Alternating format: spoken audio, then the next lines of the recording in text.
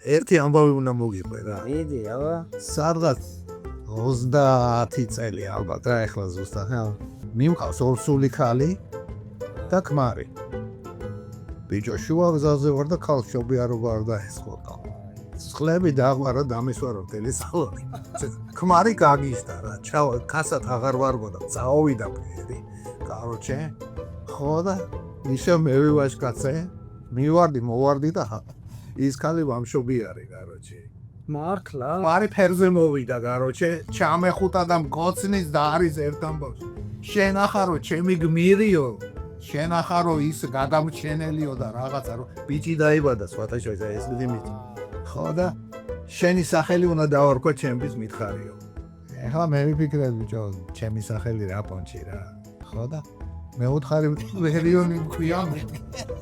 და მარტო ვერიონი არ დაარქვა. ჩემი და ვერი. შენი ხავი შეჩათლახო კაცო, ა? ოდიახ.